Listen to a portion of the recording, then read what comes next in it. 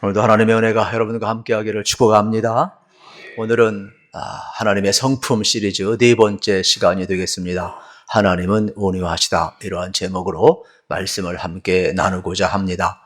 우리 예수 믿는 사람들의 소원이 있죠. 하나님을 알고 싶은 거예요. 그리고 우리 예수 믿는 사람들의 소원은 하나님의 성품을 담고 싶은 거예요. 그리고 또 하나, 우리 예수 믿는 사람들은 예수님을 사랑하고 싶은 것이 되겠죠. 그런데 우리의 힘으로 여러분 하나님을 알 수도 없고 하나님을 닮을 수도 없고 하나님을 사랑할 수도 없다라는 데 문제가 있습니다. 간절히 바라기는 오늘도 성령님께서 역사하시고 도와주셔서 하나님을 알아가는 지혜와 지식이 넓어지고 깊어지고 높아지고 길어지기를 우리 주님의 이름으로 축복합니다. 그래서 우리가 계시를 받아야 된다, 하나님의 은혜가 임해야 된다, 이러한 말을 사용하고 있는 것 아니겠습니까? 이 성품도 마찬가지예요. 우리에게 온유한 성품이 있으면 얼마나 좋겠습니까? 그러나 우리에겐 그러한 성품이 없어요. 그러나 우리 주님께서 우리 안에 들어오시면 우리 주님의 성품이 나의 것이 될 줄로 믿으시기를 축복합니다. 피로사이라는 책을 쓴 학자가 있습니다. 특별히 이제 독일 조형 예술대학의 교수님이 되겠습니다. 이분은 한국인인데 한병철 작가가 되겠습니다. 이분은 이 책에서 이러한 이야기를 하고 있습니다. 오늘날 우리가 살아가는 이 세상은 성과 중심의 세상이다. 사람들은 저마다 성과에 집착하여 스스로를 착취하며 살아간다. 오직 자신의 능력과 성과를 통해서 주체로서의 존재감을 확인하려는 자아는 피로해지고 스스로 설정한 요구에 부응하지 못하는 좌절감은 우울증을 낳는다. 즉, 이 세상 모든 사람은 성과를 얻기 위해 스스로를 착취하며 살아간다. 사람들은 자기에게 폭력을 가하고 자기를 착취한다. 타자에게서 오는 폭력이 사라지는 대신 스스로 만들어낸 폭력이 그 자리를 대신한다. 여러분, 왜 이분의 책이 베스트셀러가 되고 유럽이나 또 독일이나 또 이 땅에 있는 많은 직장인들과 젊은이들, 많은 사람들에게 공감을 여러분 불러일으켰을까요? 그것은 우리가 살아가는 사회는 경쟁사라는 겁니다. 그리고 지금 21세기가 되어서 여러분 과학과 또 많은 기술이 발달이 되었지만 편리함은 왔지만은 실질적으로 인간은 무한 경쟁 시대 속에 살고 있기 때문에 스스로 어떤 목표를 설정해 놓고 그것을 이루지 못하면은 내가 도태되는 줄 알아요. 그리고 어떠한 목표 설정을 위해서 성과, 업적, 일을 하면 나의 존재를 확인하게 되는 겁니다. 그러지 못하면은 경쟁에서 밀리고 내가 일하지 아니하면은 좌절감을 갖고 우울증에 빠지게 되고 우리는 스스로 필요한 곳에 몰아가고 있는 그러한 모습을 보게 됩니다. 그래서 우리는 어떠한 형태로든지 간에 21세기 사람들은 전부 다 피로 사이 속에 노출되어 있다, 이러한 내용의 말씀이 되겠습니다.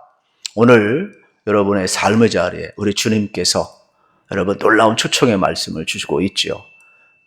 마태복음 11장 28절에 보면 읽기만 해도 은혜가 되는 내용이 나와요. 같이 한번 읽겠습니다. 수고하고 무거운 짐진 자들아, 다 내게로 오라. 내가 너희를 쉬게 하리라. 아멘이시죠? 예, 수고하고 무거운 짐진 자들. 몇 사람 오라고 하지 않았어요. 다 오래요. 자격 있는 사람 오라고 하지 않았어요. 수고하고 무거운 사람들 다 내게로 오래. 누구야? 주님께 오라는 거예요. 저는 여러분들이 이 말씀을 그대로 받아들이셔서 여러분 주님 안에서 쉼을 얻으시기를 축복합니다. 우리가 주님 안에 거할 때만이 참 안식을 우리가 누릴 수가 있게 되어 있습니다. 주님의 통치 안에 들어갈 때만이 우린 참 쉼을 얻을 수가 있게 되어 있습니다. 그런데 오늘 성경 구절 마태복음 11장 29절 30절에 보면 우리는 이해를 하지만 처음 교회 나오는 사람들이나 이 말씀을 잘 이해 못하는 사람들은 부담이 됩니다. 왜요? 수고하고 무거운 짐진 자들 다 내게로 오라 이야기해놓고 뭐라고 이야기를 하느냐 하면은 나의 멍에를 베고 내게 배우래요. 갑자기 문장이 바뀌니까 당황스러워요. 교회 와서 쉼을 얻으려고 하고 은혜 받으려고 왔는데 멍에를 쉬래요. 그리고 뭐라고 그래요? 배우래요. 여러분 화면에 나오는 멍에가 뭡니까? 소나 낙이나 짐승 위에 걸쳐놓는 여러분 나무 도구로 이야기를 하는 거예요. 그래서 이건 일하는 소가 되겠죠. 자유로운 동물에는요, 절대로 멍에를 씌우지 않습니다, 여러분. 일하는 소에게, 주인이 있는 소에게, 주인을 위해서 일하는 소에게만이 멍에를 씌우게 되어 있음을 우리는 알아야 되는 것이죠. 그래서 이 의미를 알지 못하면은, 교회 와도 더 자꾸 짐만 지우네. 이렇게 오해하고 무거운 마음을 가질 수가 있게 되겠습니다. 그래서 우리는 왜 예수님께서 내게 오라고 말씀하고 쉼을 주겠다고 이야기하면서 내 멍에를 메고 내게 배우라고 이야기했을까? 이 의미를 알아듣는 것이 매우 중요함을 발견하게 됩니다. 첫 번째 우리가 생각해야 될 것은 세상은 모두 다 수고의 짐을 지고 살아간다는 사실이 되겠습니다. 이게 인생의 현 주소가 되겠습니다. 수고 안 하는 사람은 아무도 없어요. 태어날 때부터 인생은 죄의 재미 있고 수고의 재미 다 있어요. 그래서 수고하고 산다. 죽는 것은 정해진 인생의 현 주소임을 발견하게 됩니다. 수고는 끝이 없고 정신토록 해야 하는 것입니다. 그러면 최후에 우리가 여러분 죽음까지 죄의 짐을 우리가 지고 가는데 이 원인은 성경은 죄의 짐이라고 이야기를 하고 있지요. 그래서 창세기에 보면 아담과 하와가 하나님 말씀에 불순종하면서 원죄가 들어오잖아요. 그 죄의 짐은 우리가 당연히 일하는 것은 즐거운 건데 수고의 고통을 가져왔고 여러분 땅과 우리의 모든 삶 속에는 하나님의 징벌이 오게 된 거예요. 그래서 성경은 창세기 3장 17절 19절에서 이렇게 이야기를 하고 있어요. 같이 한번 읽어보겠습니다. 아담에게 이르시되 내가 내 아내의 말을 듣고 내가 내게 먹지 말라 한 나무의 열매를 먹었은즉 땅은 너로 말미암아 저주를 받고 너는 내 평생에 수고하여야 그 수사를 먹으리라. 땅이 내게 가시덤불과 엉겅퀴를 낼 것이라. 내가 먹을 것은 밭의 채소인즉 내가 흙으로 돌아갈 때까지 얼굴에 땀을 흘려야 먹을 것을 먹으리니 내가 그것에서 취함을 입었음이라. 너는 흙이니 흙으로 돌아갈 것이니라 하시니라. 아멘. 그렇습니다. 이 죄의 짐은 여러분이 평생 수고해야 되고 고통이 동반되고 여러분 하나님의 징벌은 여러분 우리 가운데 많은 수고를 가져오게 했습니다. 이 죄의 짐이 얼마나 무거운지 모릅니다. 사람이 많이 소유하면 소유할수록 또 높은 죄에 오르면 오를수록 전부 다 여러분 거기에 따르는 무거운 짐이 있음을 우리는 볼 수가 있습니다. 가인도 그랬고 다윗도 그랬고 죄를 짓고 나서 그 죄가 얼마나 중한지 견딜 수 없다 그랬어요. 그만큼 인생은요, 이 수고의 짐과 죄의 짐이 우리 밤잠을 설치게 만들고 자기 양심을 짓누르고 우리를 힘들게 하고 있음을 발견하게 되는 것입니다. 예수님 당시 이스라엘 백성들은 죄의 짐뿐만 아니라 율법의 짐까지도 지었어요.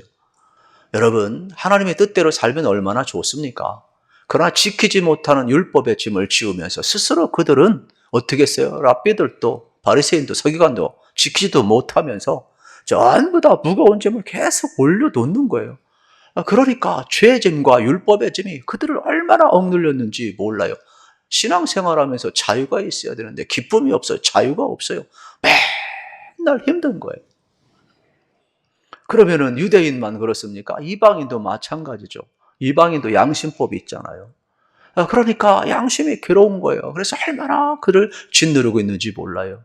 우리 오늘날도 마찬가지. 예수 믿는 사람들이 늘 자유합니까?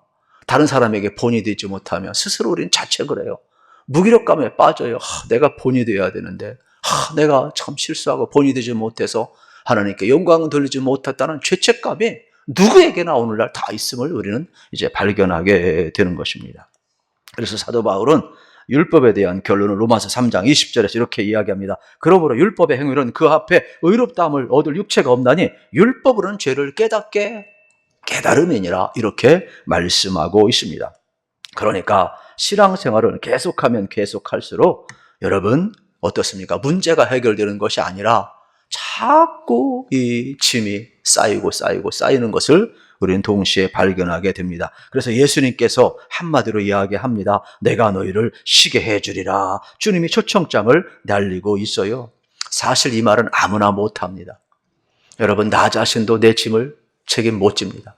부모님도 안 됩니다. 선생님도 안 됩니다. 그 어떠한 사람도 내 짐을 대신 져줄 수는 없습니다. 그런데 하나님의 아들 예수 그리스도만이 수고하고 무거운 짐진 자들아 다 내게로 오라. 내가 너희를 쉬게 하리라. 오직 그분만이 하실 수 있어요. 그래서 여러분들이 예수님 앞에 가게 되면 죄로부터 자유를 얻어요. 그래서 우리는 다 죄인 아닙니까? 그래서 요한일서 1장 9절에 보면 만일 누구든지 자기의 죄를 자백하면 저를 믿으시고 의로우사 우리의 죄를 사하실 것입니다. 할렐루야. 여러분 이걸 알으셔야 돼요. 마귀는 어떻게 돼요? 내가 뭐 죄졌는데 무슨 예수님 앞에 나아가느냐. 자꾸 우리를 어떻게 의기소침하게 만들죠. 그런데 예수님은 뭐라고 그래요? 아니다. 만일 누구든지 자기의 죄를 고백하면 저는 미쁘시고 의로우사 우리에게 죄를 사하실 것 죄에서 자유케 하시는 할렐루야죠. 여러분 성령님 안에서 언제나 예수님께 나가시기를 축복합니다. 그리고 예수님께서는 우리를 율법으로부터 자유케 하신다 그랬어요. 로마서 8장 1절 2절에 보면 그러므로 이제 그리스도 예수 하는 자는 결코 정죄함이 없나니 죄와 사망의 법에서 너를 어떻게 했다고 해방하였음이라 그랬어요. 그뿐만 아니라 근심 걱정으로부터 우리를 자유케 합니다. 빌립보서 4장 6절 7절에 보면 아무것도 염려하지 말고 오직 모든 일에 기도와 간구로 너희 구할 것을 감사함으로 하나님께 아리라. 그리하면 모든 지각에 뛰어난 하나님의 평강이 그리스도 예수 안에서 너희 마음과 생각을 지키시라 그랬어. 그러므로 여러분들 어떻게 해야 되겠습니까? 주님께 맡기시기를 축복합니다. 잠언 16장 3절도 동일한 말씀을 우리에게 합니다. 너의 행사를 여호와께 맡기라. 그리하면 내가 경하는 것이 이루어지리라. 우리가 염려를 붙들고 있다고 해서 해결되지 않습니다. 주님께 맡겨야 됨을 이야기합니다. 그때 더 이상 짐은 짐이 되지 않는다라고 이야기를 합니다. 그러면 어떻게 맡기느냐? 오늘 본문에서 그 해답을 찾을 수가 있습니다. 그래서 마태복음 11장 29절 30절은 맡기는 것을 이렇게 이야기를 합니다. 나는 마음이 온유하고 겸손하니 나의 멍에를 메고 내게 배우라. 그리하면 너희 마음이 쉼을 얻으리니 이는 내 멍에는 쉽고 내 짐은 가벼움이라 하시니라. 예수님의 온유와 겸손함을 배우는 것이 맡기는 것이라는 겁니다.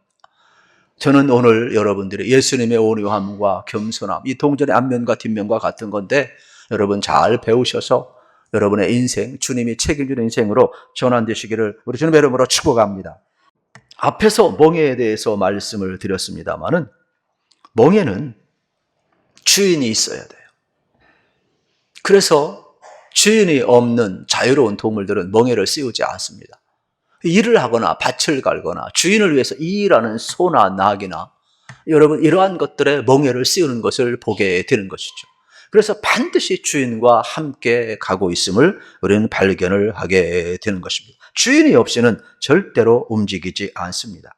그렇기 때문에 내 멍에를 메라는 말은 예수님을 주인으로 받아들이라는 말씀이 되겠습니다. 예수님이 내 인생의 주인이 되고 내가 예수님과 멍에를 맬 때 내 인생의 짐은 주님의 짐이 되고 주님이 함께 져주시기 때문에 어떻겠습니까? 가볍게 된다라고 이야기를 하는 겁니다. 주님과 멍에를 메는 것은 주님의 통치를 받으며 주님이 가시는 대로 가고 주님이 하시는 대로 한다는 것을 의미합니다. 여러분 주님과 함께 하려면 믿음이 필요합니다. 믿음이 없이는 멍에를 메지 못합니다. 우리는 아무나 멍에를 메서는 안 됩니다. 바울은 고린도후서 6장 14절 16절에 이렇게 이야기합니다. 너희는 믿지 않는 자들과 멍에를 함께 매지 말라. 의와 불법이 어찌 함께하며 빛과 어둠이 어찌 사귀며 그리스도와 별리하리. 어찌 조화되며 믿는 자와 믿지 않는 자가 어찌 상관하며 하나님의 성전과 우상이 어찌 일치가 되리요 말씀하고 있습니다. 여러분 우리는 기억을 하셔야 됩니다. 아무나 여러분 멍에를 함께 매는 게 아니에요. 혹시 저는 이 말씀을 여러분이 오해하지 마시고 그대로 잘 받아들이셔서 여러분 혹시 결혼하지 않은 분이 있다면 신중하게 멍에를 같이 맬 사람 여러분들이 잘 선택하시기를 우리 주님의 이름으로 축복합니다. 악인과 함께 멍에를 매면 내가 악인이 되는 겁니다. 그러므로 여러분 멍에를 아무나 함께 매는 게 아니에요. 그래서 예수님께서는 나는 마음이 온유하고 겸손하니 나의 멍에를 매라. 누구의 멍에? 예수님의 멍에를 매라고 이야기를 했어요. 그리하면 너의 마음이 쉼을 얻으려니 이는 내 멍에는 쉽고 내 짐은 가벼움이라 이야기를 하고 있어요. 여기에는 두 가지 뜻이 있습니다. 하나는 우리에게 멍에를 주시는 예수님은 누구냐? 겸손하시고 온유하신 분이라는 거예요. 온유하고 겸손하신 분, 예수님과 함께 멍에를 매라는 말씀이 되겠습니다. 그 멍에는 가볍다라고 이야기를 합니다. 여러분, 우리 하나님의 말씀을 들어보십시오. 요한일서 5장 2절 3절 하나님을 사랑하는 것은 이것이니 우리가 그의 계명을 지키는 것이라. 그의 계명은 무거운 것이 아니로다. 여러분 평상시는요 아무것도 안 하는 사람도요 이상합니다. 사랑을 하면 모든 일이요 가벼워요. 늘 얼굴도 굳은 사람도요, 사랑을 하면 얼굴에 미소가 띄고요, 거친 사람도요 부드러워지고요, 어떤 것도 무거움이 없어요. 가벼워져요. 주님을 믿으면서 많은 사람들이 힘들게 살아갑니다. 환경이 어렵습니까? 여건이 어렵습니까? 아니에요. 주님과 함께 멍에를 매지 않고 있기 때문에 그렇습니다. 내 인생을 내가 책임지려고 하기 때문에 그렇습니다. 우리가 주의 일을 할 때, 신앙생활 할 때도 마찬가지입니다. 즐겁게 하는 사람이 있는가 하면 힘들게 하는 사람이 있습니다. 교회에 올 때도 즐겁게 오는 사람이 있는가 하면 도살장으로 끌려가는 그러한 심정으로 오는 사람도 있습니다. 우리가 주의 일을 할 때도 마찬가지가 되겠지요. 왜요? 내가 내 인생을 책임지려니까 힘든 겁니다. 우리가 일하는 것도, 공부하는 것도, 기도하는 것도, 봉사하는 것도, 예배드리는 것도, 전도하는 것도, 제자 훈련하는 것도, 선교하는 것도, 그 어떤 것도 내 힘으로 하려면 힘이 들고 무겁습니다. 그러나 주님과 함께하면 내 짐은 가벼움이라 그랬어요. 여러분, 주님 사랑하면서 주님과 함께 멍에를 주시기를 축복합니다.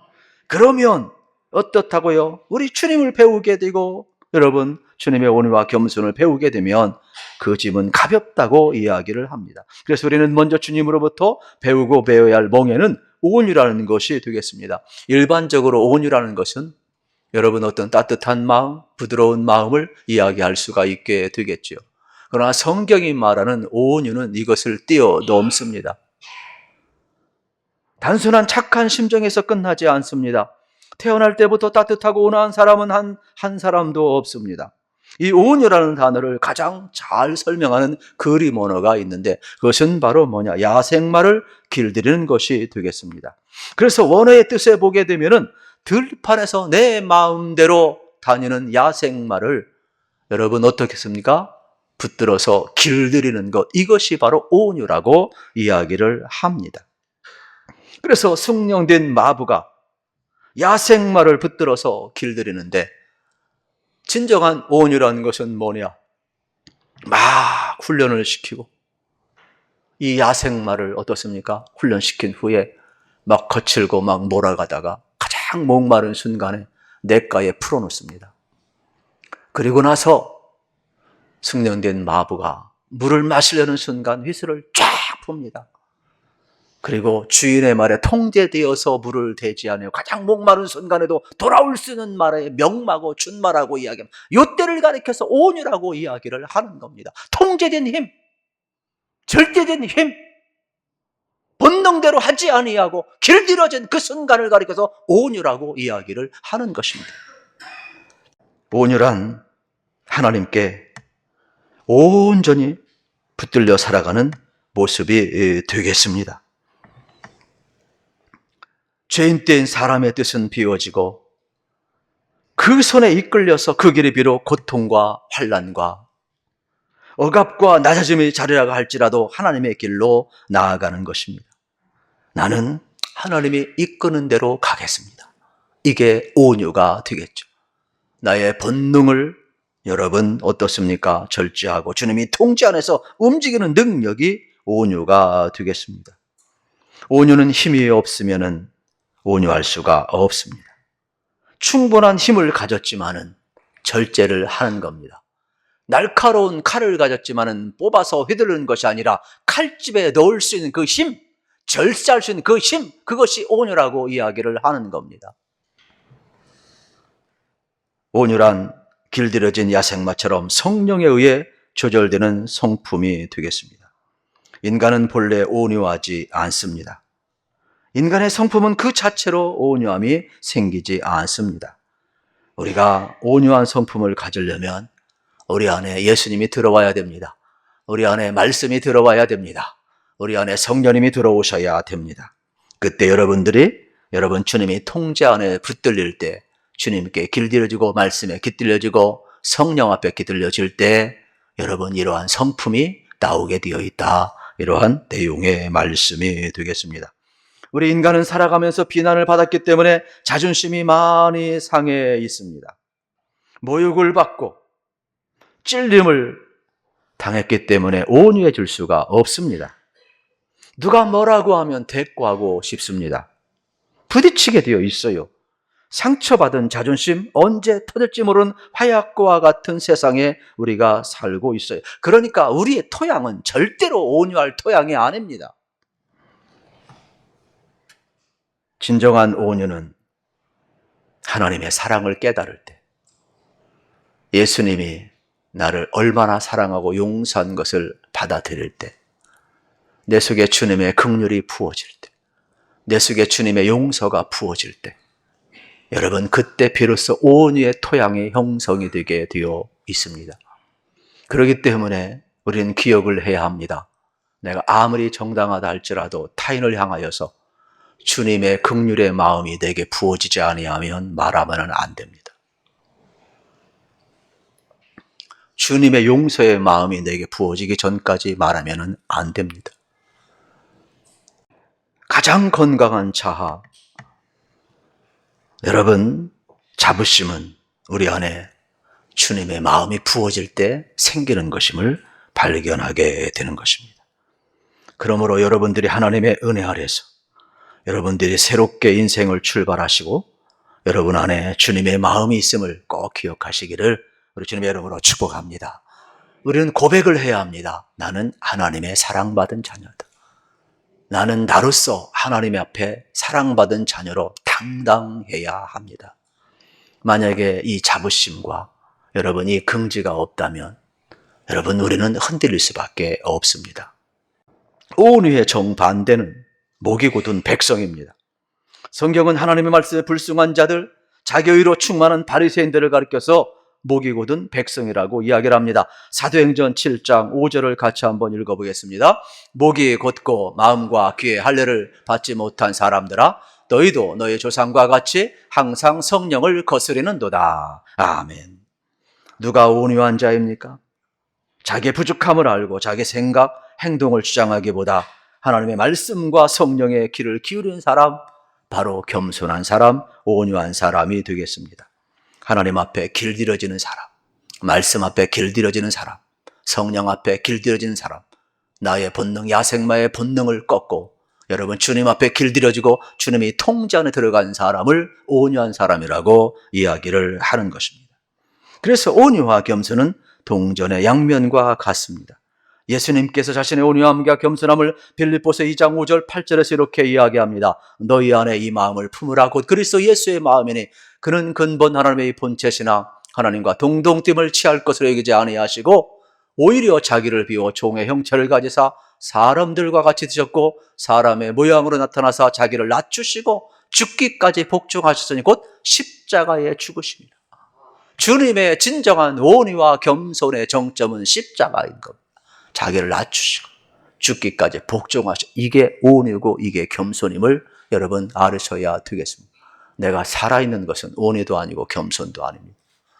내가 십자가에 못 박혀 죽어질 때 그때 온유와 겸손이 나의 것임을 우리는 알게 되는 것입니다. 제임스 닉스라는 목사님이 쓴 성령의 열매라는 책이 있습니다. 이 책에서 온유란 거대한 호수와 같다. 그렇기 때문에 이 거대한 호수, 잔잔한 호수와 같다라고 설명을 합니다. 여러분 돌을 들어서 여러분 벽에 던져보세요. 상처납니다. 튕겨나옵니다. 유리병을 들어서 벽에 던져보세요. 박살납니다. 그러나 여러분 돌을 들어서 호수에 던져보세요. 잔잔합니다. 다 받아줍니다. 온유라는 것은 뭐예요? 누가 나에게 돌을 던져도 다 받아주는 거예요. 누가 그랬어요? 예수님이 그랬어요. 여러분들이 나는 온유하고 겸손하다는 이 주님의 몽해를 함께 지시면 주님이 우리 안에 들어올 줄로 믿습니다.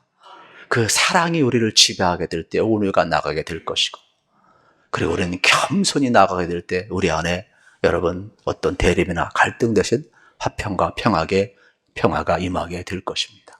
이 은혜가 우리 모두에게 주어지기를 축복합니다.